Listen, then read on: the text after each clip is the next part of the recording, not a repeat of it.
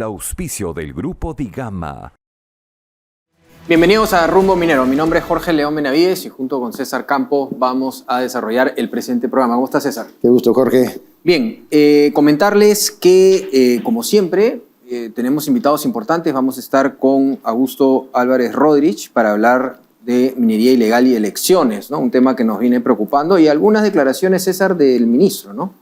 Bueno, esta semana el ministro de Energía y Minas, Jorge Montero, ha declarado al diario Gestión de que el registro integral de formalización minera Reinfo de todas maneras será empleado, porque como habíamos previsto, Jorge, y varias veces lo dialogamos acá, mientras no haya una alternativa, una plataforma que según el ministro Montero ya se está creando, interoperable, así la denomina, pues y necesitamos todavía un plazo mayor, y él calcula que por lo menos será hasta diciembre del presente año. Vamos a conversar de eso. Bien, también, como siempre, Rumbo Minero está en las ferias más importantes del mundo, y en este caso tenemos ya nuestros enviados para Expomin Chile, en Santiago de Chile, donde vamos a tener también algunos entrevistados y algún especial. Así que estén atentos porque es un programa bastante variado. A continuación, acompáñenos a ver las principales noticias mineras de la semana a cargo de Gabriela Chico.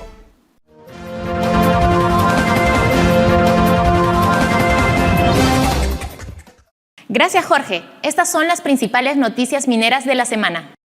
Según el Boletín Estadístico Minero del MINEM, la producción nacional de cobre acumuló un crecimiento del 3.4% en el primer bimestre del 2025.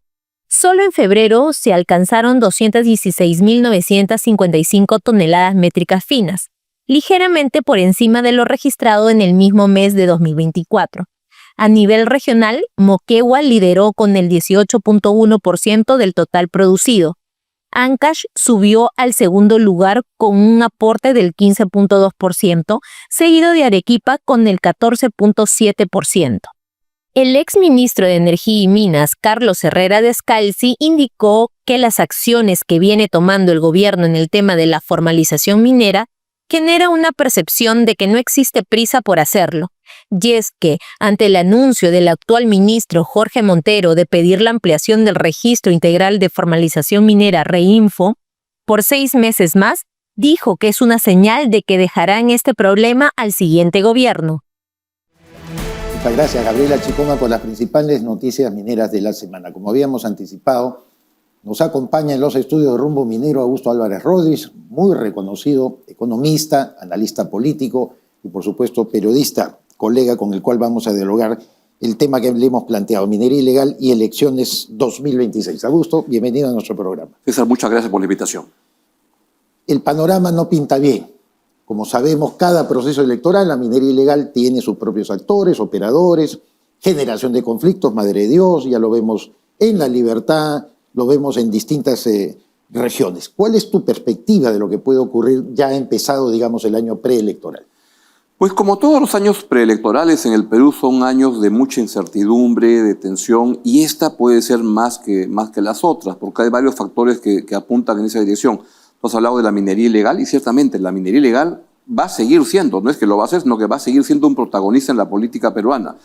Ahí me da la impresión, como a mucha gente, que la bancada parlamentaria más sólida en el Parlamento es la bancada parlamentaria de la minería ilegal. Como fue la del narcotráfico, ¿te acuerdas cuando se hablaba un momento de y que no está en un solo partido, está diluida en varios partidos, y es gente que vota sin problemas.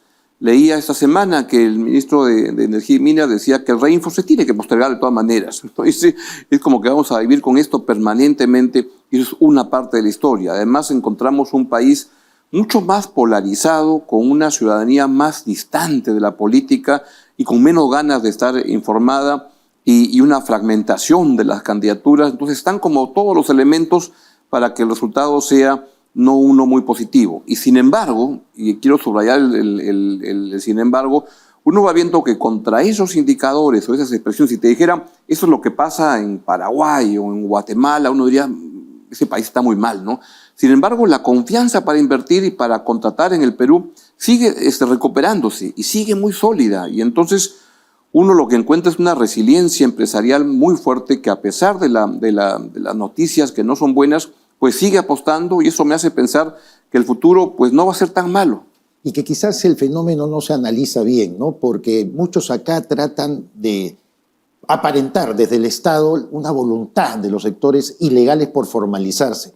Cuando yo tengo, por lo menos en lo particular, una perspectiva distinta, la ilegalidad puede ser también una oportunidad para mucha gente y así quieren mantenerse. Sin duda. ¿No? O sin duda.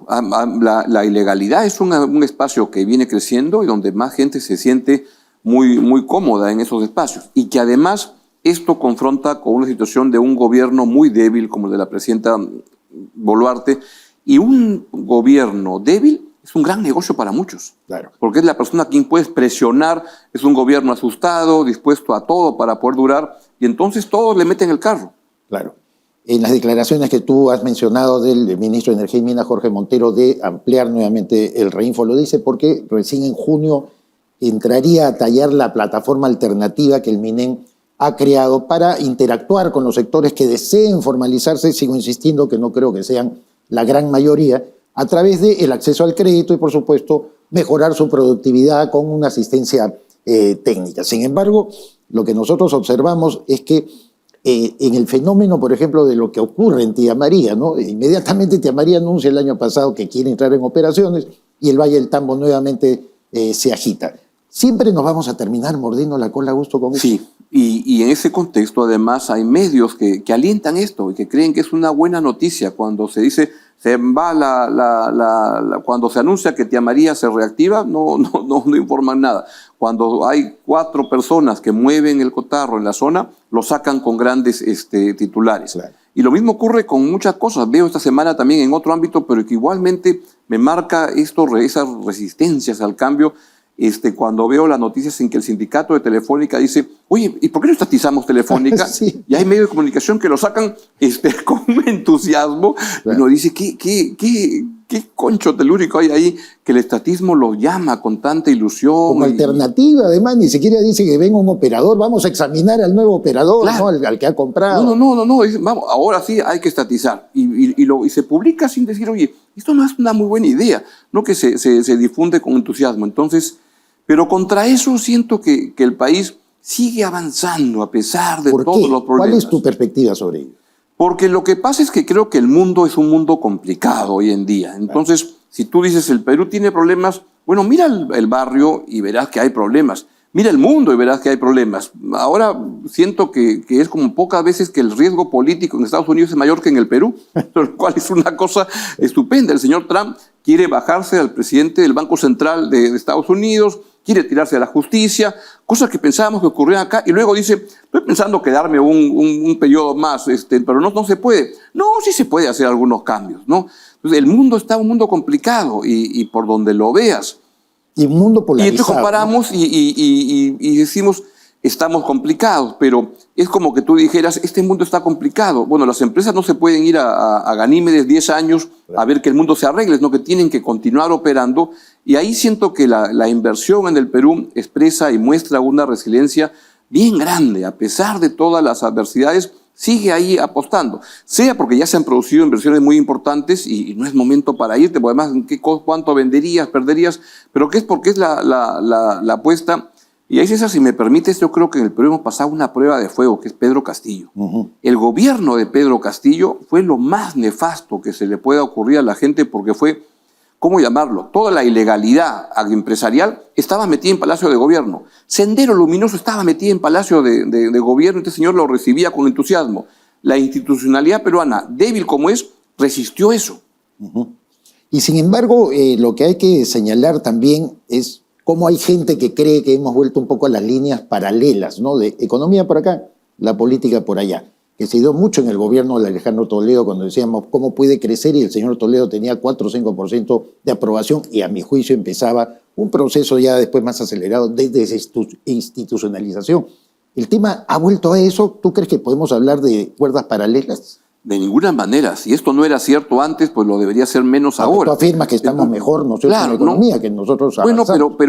pero esto lo que implica es que podemos tener con esto tasa de crecimiento del 3%, cuando el Perú podría crecer al 7%, que es lo que se requiere para reducir pobreza de manera sólida, y es a lo que habría que apostar, ¿no? La institucionalidad peruana en todos los rankings internacionales sale muy El índice de abajo. progreso mundial, por ejemplo, que nos ha calificado ya hacia la baja, estamos en el puesto 87 y nos hemos reducido respecto a los indicadores de otros años. Así es. Y eso señala en varios aspectos también a esta existencia de la informalidad, pero también el fuerte peso que tiene la ilegalidad en la actividad minera, por ejemplo. Sí, y un país con una informalidad de 80%, 75%, hay un desafío enorme ahí, pero las ventajas para legalizarte e formalizarte no son tantas, porque sigues teniendo tantos problemas para operar que hay mucha gente que vive muy feliz en ese espacio. Ahora, en esta transversalidad de requerimientos que necesitamos, porque esto no es un asunto de hablar de minería ilegal, la ilegalidad está pues expresada en muchas cosas y la informalidad misma que tiene una línea delgada. A veces no queremos tocar a los informales, pero hay que reconocer que su frontera a veces es muy débil respecto a la ilegalidad. ¿Cuál debe ser la respuesta social, Augusto, de tu perspectiva, de los partidos, de las propias instituciones educativas, la academia, todos los que somos actores? Yo me temo que de la parte de los partidos no hay mucho entusiasmo. Por ejemplo, no veo ningún partido con entusiasmo y banderas diciendo vamos a luchar contra el crimen organizado. Casi que muchos están muy callados, sea porque están con temor, sea porque sienten que no hay un entusiasmo de poner ahí la fuerza, ¿no? Y la academia, pues siento que está medio dormida y los medios en general andan como muy como adormecidos en todo este problema y se requiere impulsar y presionar. Y compromiso, ¿no es cierto? Porque solamente se reporta, como tú bien has dicho, las cosas. Gran titular, Telefónica, quieren sus sindicatos ser estatizados y nos quedamos ahí sin tomar una postura. Y en patadas vas contando los atentados, van 18 y vas contando como si nada pasara. Es un país que se va acostumbrando a eso que no es normal. Entonces no sé de dónde puede venir la presión, pero tiene que haber presión y las elecciones que vienen son una estupenda oportunidad para eso, ¿no? 43 partidos que van a estar en liza en el proceso electoral del próximo año, Augusto. ¿No te hace suponer que es probable que basta un partido o dos partidos para que toda esta ilegalidad que es organizada los pueda capturar? Pero es evidente que lo que hay es hoy en día, la minería ilegal mueve, por lo que he visto en estudios, como más de $10,000 millones al año. Así es. Bueno, con esa chequera puedes comprar muchos candidatos. Y entonces 40 veces más el presupuesto que tiene Jurado Nacional de Elecciones, OMPE y RENIEC. Así es. Y con eso tú puedes colocar gente en el Congreso, gente en los congresos, en los municipios, en los gobiernos regionales, en todo el país. Entonces es una fuerza enorme para poder manejar el aparato estatal para que se beneficien tus intereses particulares. Y eso está abundando y me temo, claro, un escenario muy malo es que el presidente o la presidenta de la República que gane es alguien que no está entre los que vemos ahora en las encuestas, sino que está de los 43, del 20 para abajo. Que no sabemos quién va a ser y que nos enteremos. Y que el Parlamento sea incluso peor y más mediocre y más corrupto que el que tenemos ahora. Finalmente, una pregunta netamente política. ¿Tú crees que el fomento de alianzas, de entendimientos, de lo que mucha gente desea, probablemente nosotros en la intimidad, de que haya un centro político más sólido y fuerte, puede darse? ¿Sería una respuesta, una solución? Ojalá fuera así. Creo que más las tendencias empujan a que la polarización tan grande que hay en el país lleve hacia los extremos y te lleve a optar entre muy izquierdistas o muy derechistas. Y que la gente lo que está buscando es alguien que diga mano dura contra el crimen al costo que sea. Y eso, si uno ve las carreteras, Panamericana Sur, Panamericana Norte, los candidatos son Campos y Bukele, Álvarez y Bukele, todos son Bukele. Como que van promoviendo un tipo de acción de esa naturaleza. Pero dentro de todo, yo creería que algo bueno puede salir y que tengamos una presidencia con una visión y con un presidente o una presidenta con ese estilo puede movilizar las cosas. Como te dicen, en un colegio, un mal profesor, así tengas todas las herramientas, no sirve. Un buen profesor, aún con mala infraestructura, te saca adelante las cosas. Hay que perseverar en eso sin duda alguna y desde el programa Rumbo Minero lo estamos haciendo como con esta interesante entrevista que hemos realizado contigo, Augusto. Muchísimas gracias. A ti, querido César. Augusto Álvarez Rodríguez, economista, analista político y periodista, estuvo con nosotros. Una pausa y retorno. Para el año 2025, la inversión minera en el Perú superaría los $6,000 millones, consolidando al país como un destino minero clave a nivel mundial. A través de Expo Mineros y Proveedores, Minpro 2025, impulsamos las transacciones comerciales de la gran industria minera y sus proveedores. Reserva tu stand y participa en la feria minera más completa del sector. Exhibiciones, conferencias y ruedas de negocios en un solo lugar. Del 24 al 25 de junio en el centro Centro de Convenciones de Lima. Haz negocios con la principal fuerza económica del Perú. No te quedes fuera y separa tu stand en minproperú.com. Bien, nos encontramos en el bloque América Mining. En nuestros estudios nos acompaña, por supuesto, José González, editor internacional de la revista Rumbo Minero. José, ¿cómo estás? Bien, encantado. A ver, Un placer. Una de las preguntas que tenemos por redes y a los mails y todo, todos los sistemas es, ¿qué está pasando un poco? Primero se habló de la crecida del precio, ¿no? La subida del precio del cobre, del oro a niveles increíbles, que es verdad. Pero después vemos que baja un poco, todavía seguimos en una zona de subida importante. Háblanos un poco de estos precios, de estos dos minerales que son tan importantes y que a veces generan desconcierto, ¿no? Como habíamos mencionado en este bloque, Jorge, es como una historia de dos metales, el oro y el cobre, que más son vitales para el Perú porque son nuestros minerales, metales de bandera. Y para el mundo y para el Perú en particular, porque ahí está el grueso de la exportación minera y el grueso de la exportación del país. ¿A qué están reaccionando estos dos metales y todos los mercados financieros? A la volatilidad y a la incertidumbre, la dislocación, se dice en los mercados financieros, que han causado la guerra de las tarifas del presidente Trump. No es que no hubieran guerra de tarifas en el pasado, se dio una con China en la primera administración de Trump, que continuó la administración Biden, pero era muy específica, partidas arancelarias muy concretas y tarifas que no subieron del 20%. Aquí se ha declarado una guerra de tarifas a 185 países con una tarifa mínima del 10% y a 60 de esos 185 países con tarifas recíprocas de hasta el 50% que han escalado con China hasta 145 y 125. Al mismo tiempo, el presidente, por las reacciones de esas tarifas, ha estado demandando la renuncia del presidente de la Reserva Federal. ¿Y qué sucedió? Que en las subastas de los bonos del Tesoro, los bonos del Tesoro son el activo financiero más importante del mundo y al que corren todos los inversionistas cuando hay temores en los mercados. Y ha sucedido algo inusual.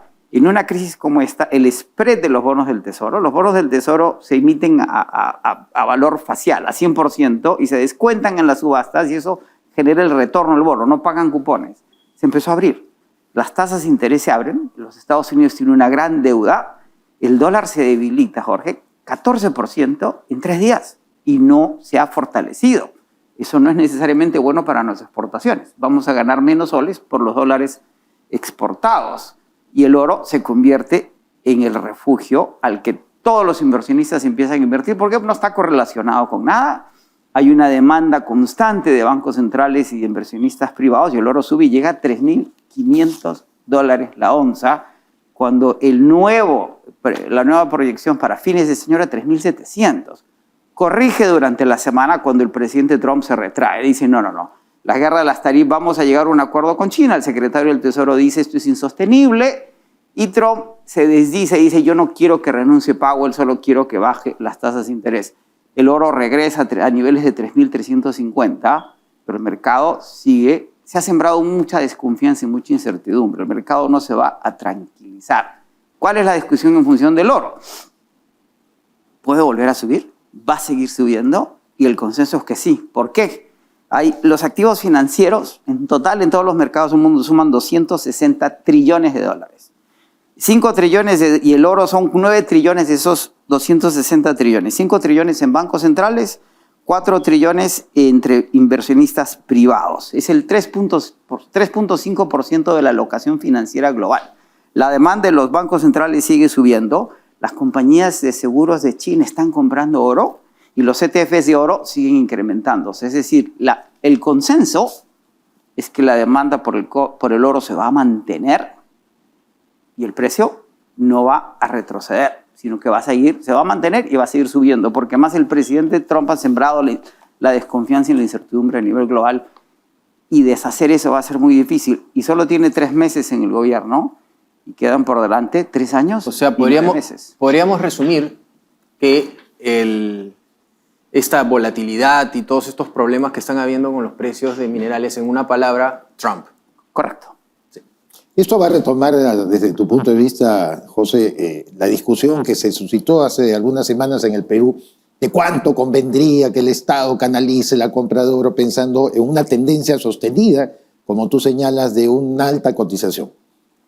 el Banco Central tiene grandes limitaciones en comprar oro y comprar oro directo. Nosotros no podemos certificar oro, bullion se llama, el 99.99 algo, que es el oro que puedes tener depositado en el Banco Central y certificarlo. El gran negocio del oro no está en tener el oro fijo, sino en emitir certificados de oro que se transan en los mercados internacionales. Si el oro está en los bancos centrales, está en el London Metal Exchange, tú tienes que tener inventarios de oro, pero lo que se mueve son estos certificados de oro.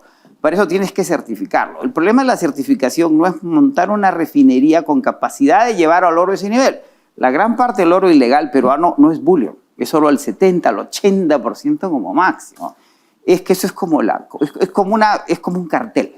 Si no estás de acuerdo con belgas, ingleses, con quien te da, es como jugar en el mundial o en las ligas mayores. Si la FIFA no te certifica y si no le pagas a la FIFA y no estás de acuerdo con la FIFA, no puedes certificar ese oro. Lo que se podría hacer en el Perú, que es mucho más pragmático, es montar una refinadora de oro que lleve el oro al bullion, pero para eso hay que hacer un trabajo político, diplomático, estratégico, y con ese oro en bullion se abren una serie de oportunidades, incluso para el Banco Central. Eso requiere de acuerdos y trabajo internacional que deberíamos emprender. De acuerdo. De acuerdo. Bien, muchísimas gracias a José González. Seguimos avanzando, preparándonos para Expo Mineros y Proveedores MINPRO, donde vamos a tener diversas charlas, ¿no? Correcto. Sí. Ok, mencionarles, por supuesto, la revista acaba de salir, el directorio, nada menos, más de 600 páginas, el directorio Rumbo Minero, que es la herramienta, como todos ustedes saben, más importante de negocios en minería, que va a todo el sector minero, donde se tocan también diversos temas, pero sobre todo la información importantísima de proveedores y de empresas mineras. Entonces vamos ahora a una pausa comercial y regresamos. ¿Quieres posicionar tu marca y ampliar tu cartera de clientes en el sector minero? Participa en la revista minera más influyente de América y haz que tu marca llegue directamente a mineras, contratistas y a los principales tomadores de decisiones del sector minero, con gran presencia en nuestra multiplataforma internacional, que incluye programa de TV, páginas web y redes sociales especializadas, con un alcance de 2.7 millones de personas. Pregunta por nuestros paquetes publicitarios anuales y anuncia en la revista Rumbo Minero, tu mejor herramienta de negocios en el sector minero. Invierte bien, invierte con los líderes. Mayor información en www.rumbominero.com. Para Rumbo Minero, en esta oportunidad me encuentro con Patricio Hidalgo, él es presidente ejecutivo de Anglo American Chile. Patricio, ¿cómo estás? Bienvenido a Rumbo Minero. Bien, muy bien. Muchas gracias por la invitación a esta entrevista. Patricio, cuéntanos un poco bajo qué contexto nacional y mundial minero se realiza esta Feria Expomín en Chile. En un contexto bien interesante, gran parte de la conversación que hemos tenido durante este año, tanto en la Semana del Cobre, en CESCO, como en Expomín, es el hecho de que cuando uno mira el largo plazo, mira las megatendencias, sobre todo asociadas a lo que es la descarbonización y la tan necesaria transición energética, la digitalización, y además no nos podemos olvidar del crecimiento y el desarrollo de la economía emergentes. La realidad es que el mundo va a necesitar mucho más de los minerales críticos en el futuro. Nosotros siempre usamos el ejemplo de ya sea los bronces en Chile o Quellaveco en Perú. Nosotros citamos números que hablan de que se van a necesitar 80 minas del tamaño de los bronces de aquí al 2040 o 60 minas del tamaño de Quellaveco de aquí al 2040. Y eso para cumplir con la descarbonización y el Acuerdo de París. Y la realidad es que hoy día lamentablemente no estamos llegando y eso supone un sentido de urgencia para poder traer esos minerales críticos a tiempo, pero sin duda de manera responsable y con la sustentabilidad como primer principio. Y por tanto este convencimiento de que ambos pueden converger. Y yo diría que gran parte de la conversación ha sido una mirada mucho más de futuro, bastante optimista respecto del sector, pero que sin duda nos llama también a tomar esto con una responsabilidad muy seria, muy importante. Mucho se ha hablado del tema del cobre estas últimas semanas, por los temas que ya todos conocemos, por esta guerra comercial entre Estados Unidos y China. Incluso pues ha habido una volatilidad en los precios del cobre en estas últimas semanas. Cuéntanos tú cuál es tu perspectiva respecto al futuro del cobre ¿Y qué se debe hacer para poder asegurar en un futuro? A ver, primero repetir un poquito lo que dije al principio. Nuestras inversiones son de muy largo aliento, muy largo plazo. Cuando uno ve la magnitud de la inversión, el tiempo que toma desde que uno encuentra un yacimiento, pasa los permisos, lo desarrolla, lo ejecuta y entra en producción, y luego que esos proyectos se paguen, son de una mirada de muy largo aliento, estamos hablando de décadas. Y por tanto, primero dar una mirada de mucho más optimismo respecto de cómo se ve el déficit estructural. Por ejemplo, en nuestro caso de cobre es evidente y el diagnóstico es común. Y por ende tenemos una visión bastante optimista respecto de esa visión futura. Ahora, habiendo dicho eso, no podemos desconocer que en el corto y mediano plazo lo que ocurre a nivel global, efectivamente lo monitoreamos muy de cerca. Hay un motivo por el cual el cobre, en este caso, se conoce como Dr. Copper, porque es muy sensible a toda la vorágine que puede ocurrir desde el punto de vista de los mercados, ¿cierto? De potenciales efectos inflacionarios o recesiones o efectos en el tipo de cambio, y por ende creo que lo importante es, en la medida que nosotros pensamos en el crecimiento, que los negocios tienen que ser resilientes, y que los países tienen que ser resilientes en estos periodos donde hay efectivamente una volatilidad o una incertidumbre inherente por el tema tarifario, ¿no? Pero insisto, creo que la mirada a largo plazo acá y la mirada estratégica es sumamente relevante.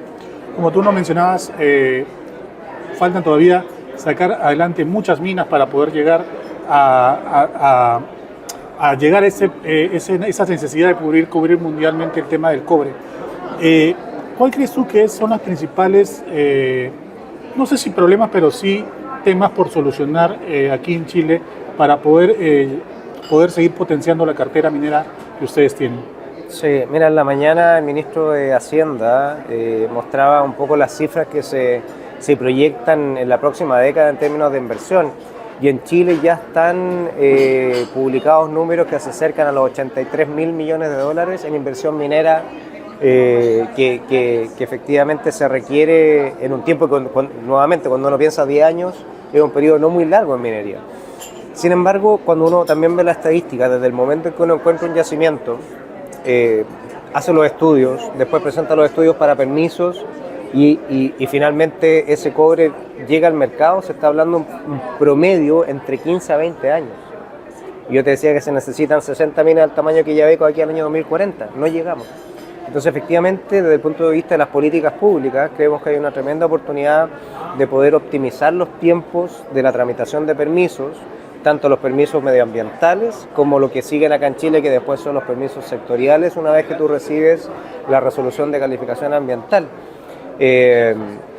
Porque creemos que sin claudicar, sin bajar los estándares medioambientales y los requerimientos que ojalá vayan subiendo, la verdad es que estamos convencidos que eso es algo que incluso nosotros como miembros de la sociedad lo estamos pidiendo, lo estamos exigiendo, que se pueden eficientar esos procesos. La buena noticia es que cuando se acordó el royalty minero hace un tiempo atrás en Chile, el acuerdo fue que se van a reducir los tiempos de tramitación de permisos medioambientales y sectoriales en 1/3.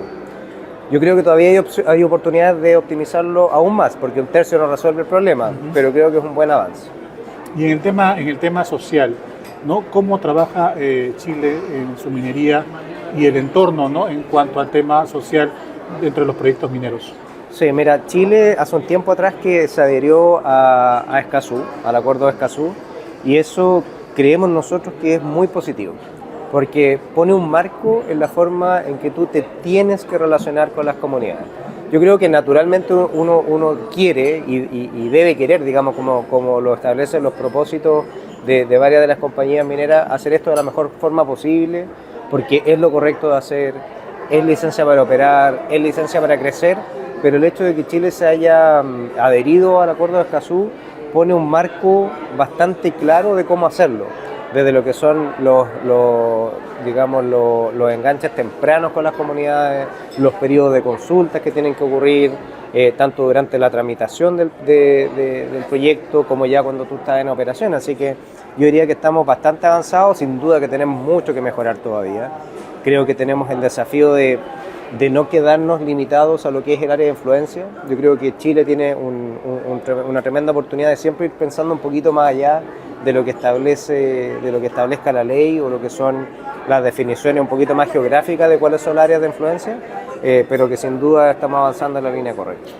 Finalmente, ¿cómo ves el futuro de la minería aquí en Chile?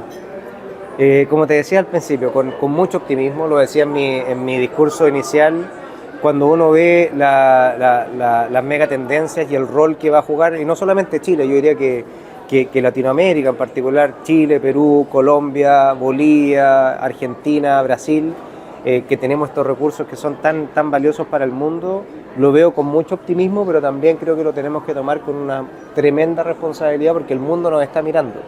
El mundo sabe que nuestros países tienen una marca que nos distingue y nos tiene que distinguir que nosotros vamos a jugar un rol fundamental y que lo vamos a hacer con responsabilidad y con sustentabilidad como primer principio. Y algo muy importante que tú dijiste en tu discurso es que ustedes ahora la minería está cercanos a las familias aquí en Chile, por eso ustedes han aperturado la feria para que las familias puedan visitarlos aquí, ver un poco acerca del trabajo que hacen las distintas mineras, los proveedores. Es muy importante porque la minería tanto para Chile como para Perú es el sostén de la economía.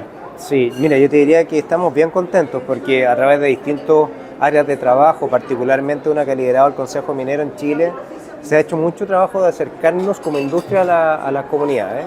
Y en las últimas encuestas que han salido a nivel mundial, no solamente en la región, Chile está muy alto respecto de la percepción positiva que tiene la comunidad respecto a la minería. Y eso creo que es un cambio radical de lo que pensaba la comunidad respecto a la minería. Pero creo que todavía tenemos un espacio de poder contar más cómo se hace minería hoy en día. Y quería saber, ¿cuál ha sido, crees tú, la fórmula para eso? Porque nosotros en Perú seguimos luchando contra este tema de desinformación, de que la minería pues contamina, que la minería no aporta. ¿Cuál ha sido, crees tú, la fórmula para que esta percepción cambie en el ciudadano chileno? Lo primero yo creo que es escuchar genuinamente. Yo creo que lamentablemente quizás durante algún tiempo nosotros quisimos dar respuesta a preguntas que a lo mejor no eran tan relevantes para las comunidades. Después como que tomamos un paso atrás y nos pusimos un poquito muy tímidos, digo yo, y en los últimos años nos hemos abierto. Y en esa apertura a escuchar hay que estar dispuesto a, como decimos nosotros en Chile, a que te peguen un poquito en las canillas, ¿cierto? Uh-huh. Pero creo que cuando uno escucha con humildad, genuinamente, y después abre la conversación a poder mostrar información para derribar ciertos mitos, es un tremendo cambio. Y dos ejemplos ahí. Nosotros hicimos el año pasado algo sin precedentes, que un Foro Nacional de Cuenta Pública, Transparencia y Sustentabilidad. Y tocamos temas que son bastante controversiales, por ejemplo, glaciares y agua. Uh-huh. Y este año vamos a conversar de tranques de relave. Y no es para convencer a nadie, es tener una discusión con data arriba de la mesa y escuchar de las comunidades cuáles son las preocupaciones. Y el segundo ejemplo es justamente lo que tú me decías en la pregunta inicial. Vamos a abrir Expomin a las familias el día sábado para nosotros acercar la minería a las comunidades. Y que ellos puedan, ojalá los niños, los jóvenes y la gente de a pie que vea cómo se hace minería, que hay centros remotos integrados con la mejor tecnología del mundo, que hay camiones autónomos, que hay innovación, que hay un foco en reducción de consumo de agua y una serie de otras cosas que estamos tratando de hacer las cosas bien y escuchar de ellos qué podemos hacer mejor. Perfecto, Patricio, muchísimas gracias, felicitaciones por la gestión en tu presidencia aquí en Expomin 2025 y bueno, y lo mejor para lo que venga más adelante. No, muchas gracias y mucha suerte y un abrazo grande a nuestros hermanos peruanos que están haciendo un tremendo trabajo también. Gracias.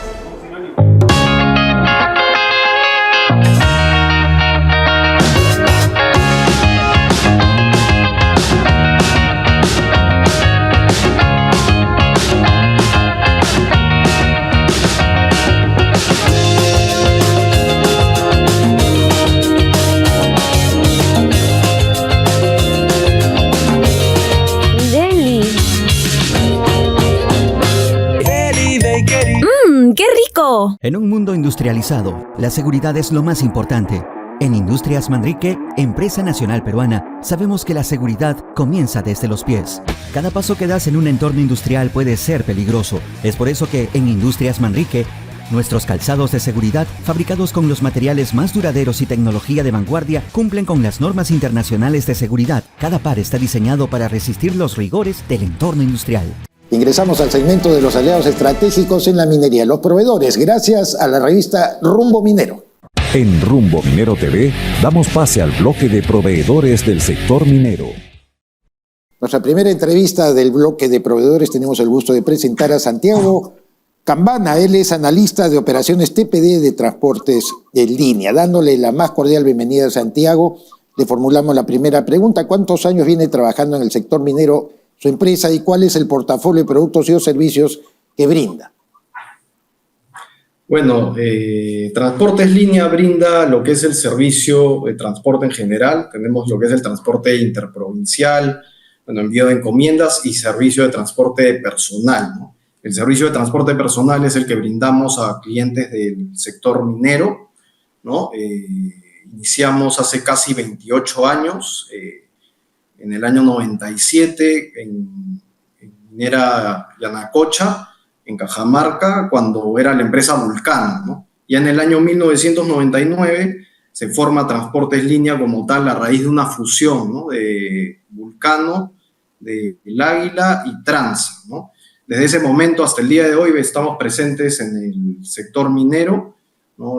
Dando una solución de transporte confiable y adaptada a los altos estándares que nos pide el sector minero, ¿no? Ese es un punto muy importante. ¿Y cuáles son los planes comerciales que tiene Santiago para el presente año 2025? Y si eso implica la colocación de como dicen, con un alto estándar, algún tipo de unidad de transporte diferente. Sí, bueno, como todos los años, ¿no? Siempre estamos enfocados en ampliar nuestra cartera de clientes, ¿no? Estamos en este momento participando en varios procesos de licitación con mineras importantes, ¿no? Para servicios internos dentro de la mina o externos, que, bueno, estamos confiados de que vamos a tener resultados positivos.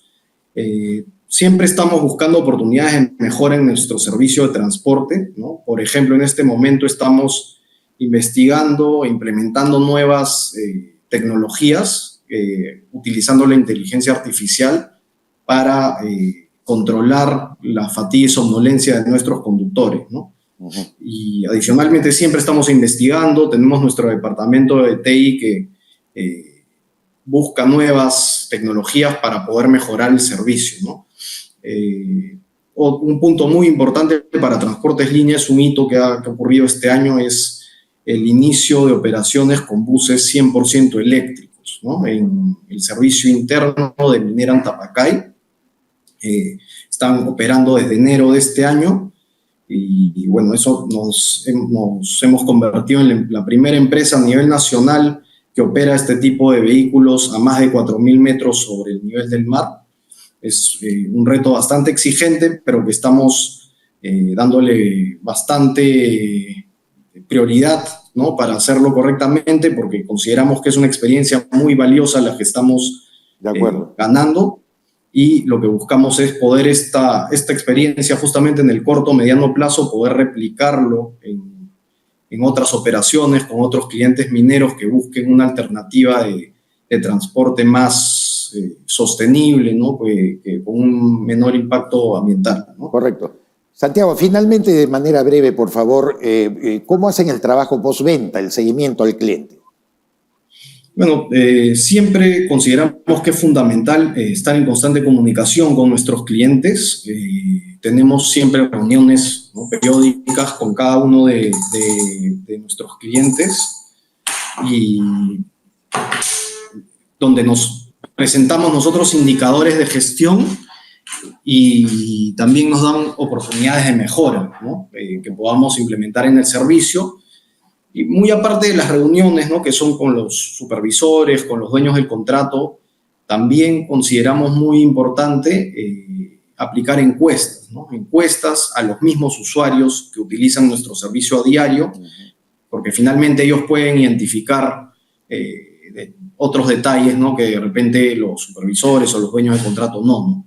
Entonces, esta retroalimentación, este feedback que nos dan nos sirve muchísimo para seguir nosotros mejorando en nuestro servicio. Estupendo, Santiago. Felicitaciones por estos 28 años de presencia en el mercado peruano y estaremos nuevamente en contacto para seguir hablando acerca de la evolución de transporte en línea. Muchísimas gracias. Listo, muchas gracias a ustedes por la invitación. Santiago Cambana, analista de operaciones TPD de transporte en línea, estuvo con nosotros aquí en Rumbo Minero, segmento de proveedores. Ya retornamos. Para el año 2025, la inversión minera en el Perú superaría los 6.000 millones de dólares, consolidando al país como un destino minero clave a nivel mundial. A través de Expo Mineros y Proveedores, Minpro 2025, impulsamos las transacciones comerciales de la gran industria minera y sus proveedores. Reserva tu stand y participa en la feria minera más completa del sector. Exhibiciones, conferencias y ruedas de negocios en un solo lugar. Del 24 al 25 de junio en el Centro de Convenciones de Lima. Haz negocios con la principal fuerza económica del Perú. No te quedes fuera y separa tu stand en minproperú.com. Siempre en el segmento de proveedores recibimos ahora con mucho agrado a Alexander Hilario, él es gerente general de Mag Power. Muchísimas gracias, Hilario, por acompañarnos. Buen día, César. Bueno, ¿cuántos años viene trabajando su empresa en el sector minero y cuál es el portafolio de productos y o servicios que ofrece? Mira, como Mag Power venimos del 2011, llevamos 14 años en el mercado. Iniciamos prestando servicios de mantenimiento, reparación a equipos de perforación diamantina. Ya actualmente fabricamos los equipos de perforación diamantina.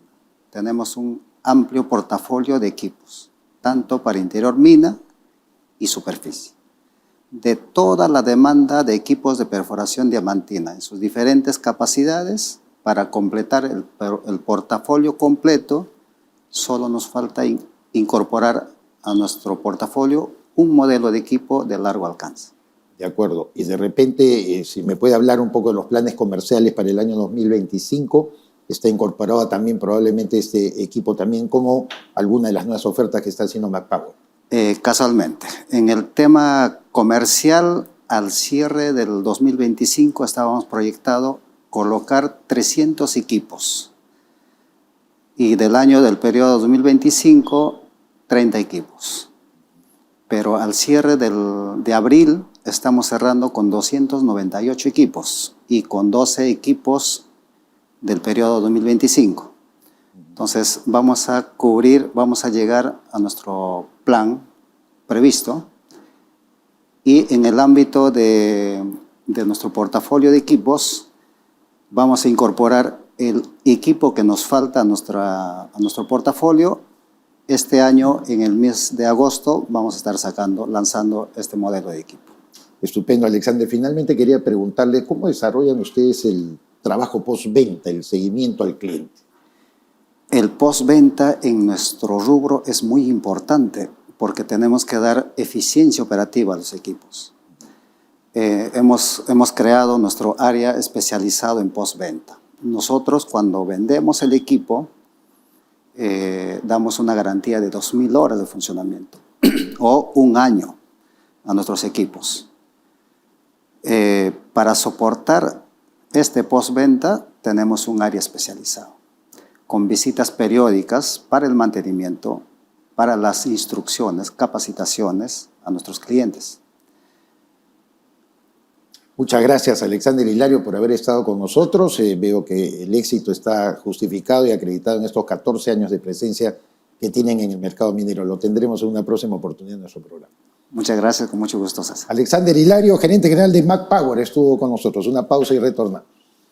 ¿Quieres posicionar tu marca y ampliar tu cartera de clientes en el sector minero? Participa en la revista minera más influyente de América y haz que tu marca llegue directamente a mineras, contratistas y a los principales tomadores de decisiones del sector minero. Con gran presencia en nuestra multiplataforma internacional, que incluye programa de TV, páginas web y redes sociales especializadas, con un alcance de 2.7 millones de personas. Pregunta por nuestros paquetes publicitarios anuales y anuncia en la revista Rumbo Minero, tu mejor herramienta de negocios en el sector minero. Invierte bien, invierte con los líderes. Mayor información en www.rumbominero.com. Bien, llegando al final del programa, la entrevista que lograste con Álvarez Rodríguez me parece interesante, ¿no? Me parece que son puntos, además, que siempre periodistas o gente de opinión del mercado te puede dar una óptica distinta, ¿no? Sí, lo bueno que Augusto ha dado una línea transversal, además de lo que es la informalidad en el Perú y el costo que tiene. Y como a veces hemos preguntado a algunos invitados, ¿cuántos desean permanecer en la informalidad y cuántos no? Así es. También, por supuesto, desde acá, desde Rumbo Minero, queremos dar nuestro sentido pésame a la familia de la minera Antamina por el fallecimiento del gerente de operaciones Edwin Colque Calizaya. Lamentamos mucho esta pérdida y, bueno, a sus familiares también darles el sentido pésame. Mencionar también, César, los eventos como Expomín Chile, como Expomina Perú, que es parte del grupo de IGAMA, como el Expo Mineros y Proveedores MINPRO, que viene dentro de poco. Son eventos que son muy importantes para el intercambio cultural, tecnologías. Siempre hay que estar en todos estos temas porque es de lo que vive la minería, que tiene que siempre producir más y con mejor tecnología, ¿no? Y hoy más que nunca posesionar además la actividad minera como la palanca del desarrollo mundial, en tecnología, como tú mismo dices, en innovación y sobre todo en oportunidades laborales que se le está dando a todas las comunidades que viven alrededor de las unidades mineras. De acuerdo. Bien, muchas gracias a todos por estar con nosotros. Los esperamos, por supuesto, el próximo fin de semana en esta misma señal. Y a continuación vamos con el programa, no se olviden, Perú Construye. Muchas gracias.